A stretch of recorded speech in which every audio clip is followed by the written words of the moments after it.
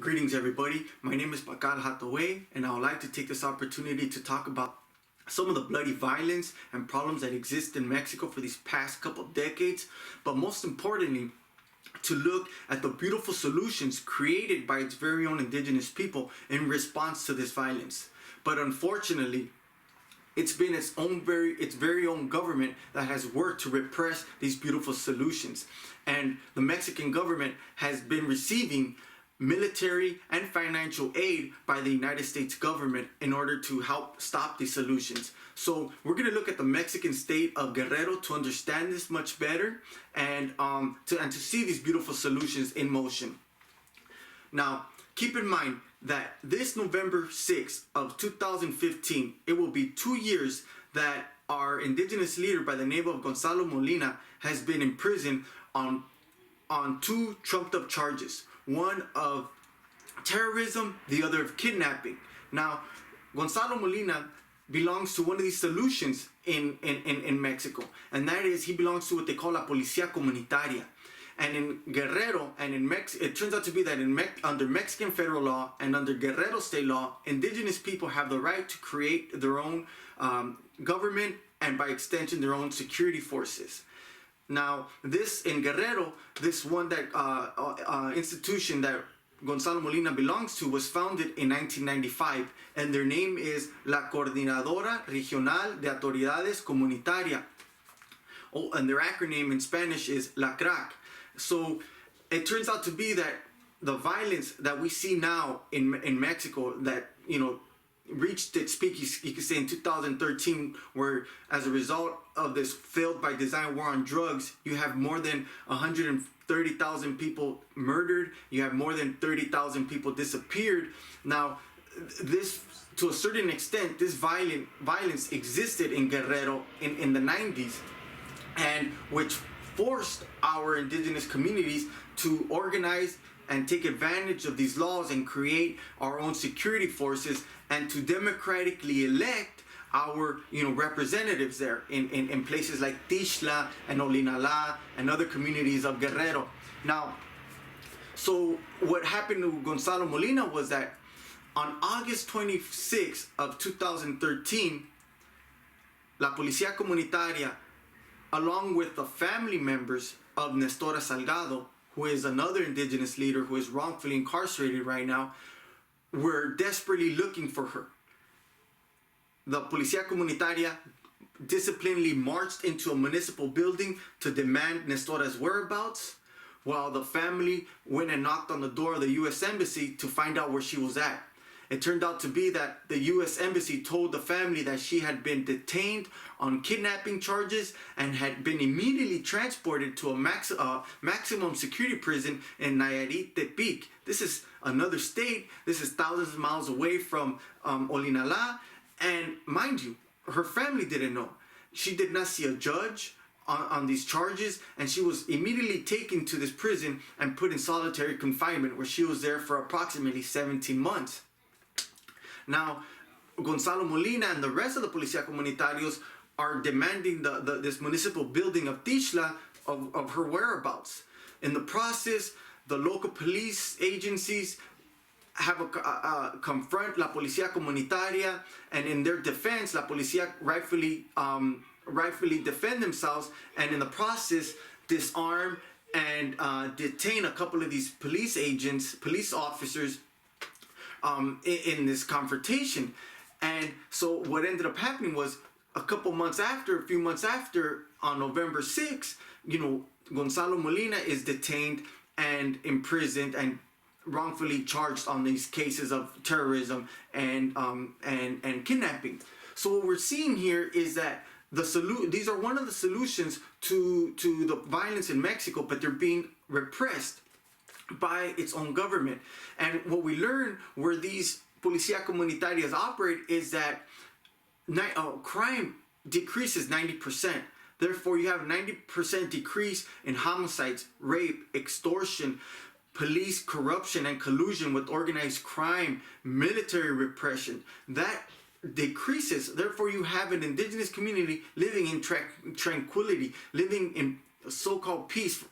And so now this is some of the solutions being stopped by its very own Mexican government. Because once, like say in Olinala, after the incarceration of Nestora Salgado, crime went back up. And which means it's basically lawlessness. There's lawlessness. People are being murdered in broad daylight, and the police do nothing to detain them or to arrest them or to persecute them.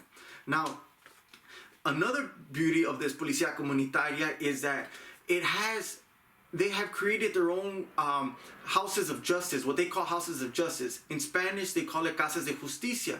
And these casas de justicia are places where they rehabilitate are people who have a drug problem, an alcohol problem, domestic violence problem, and they work to rehabilitate them, re-educate them so that they could be productive citizens in their community. And the way this works is that it has the backing of the community. And what I mean by that is that the community commits themselves to provide the breakfast, lunch, and dinner the 7 days out of the week to the comunitarios and the people who are being rehabilitated.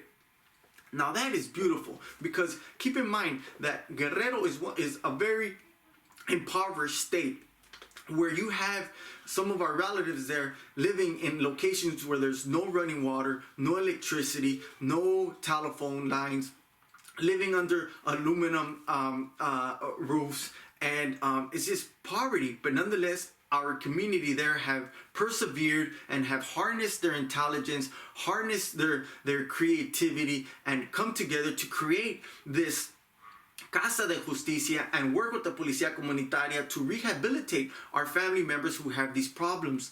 So, and this is something that the Mexican government is not applauding. This is something that Homeland Security is not applauding when they should be. They should be financing them. They should be, in this case, providing, as they should be giving all the billions of dollars that the Mexican government is getting through its Plan Merida initiative from the United States.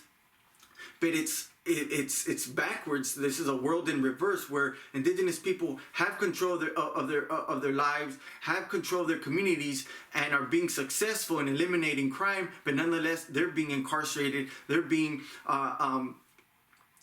dehumanized in these prisons, in solitary confinement, and so forth.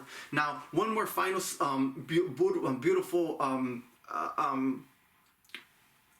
element of the Policía Comunitaria is that you have both men and women in prominent positions within the Policía Comunitaria. In the case of Nestora Salgado, she's the coordinator of La CRAC in Olinala, and she was one of the founders of it, and which means that she helped coordinate meetings. She helped coordinate the people who were going to be taken into la Casas de Justicia. So she was in a position of power, in a position to give direction, to give orders, to give guidance, and so forth. But in a Mexican colonial government where machismo prevails, that is unacceptable. Now, but this is the where la Policía Comunitaria are bringing our world back into balance, where you have women in prominent roles, because this is something that existed prior to the genocide that the Europeans brought to us in 1492. This is a cultural practice that existed throughout what we know today as the Western Hemisphere, where we had matriarchal societies opposed to what we know today as what we have today as patriarchal societies. Now, so this is some of the beautiful fruits and solutions that the Policía Comunitaria have given to us all in Mexico. Now, before ending this video, I would like to invite you to a blog that I'll be putting a link to below, where you get to see the articles and videos that have allowed me to come to this conclusion, and that will allow you to further educate yourself on what's happening in Mexico, and ultimately understand that there is solutions in Mexico to this bloody violence. There is solutions, and they have been in motion, and that they have been created by the very owners of the land, by the indigenous people. And when you think of people like Gonzalo Molina, when you think of people like Nestora Salgado, let's remember that they are not terrorists, that they are not kidnappers, that they are not killers, but they are part of the solution that Mexico has, and that they have done this out of their own goodwill, out of their own sacrifices, and coming out of poverty, they have given their lives to change and end this violence that is happening in Mexico. So on that note, I want to just say thank you very much for watching, and please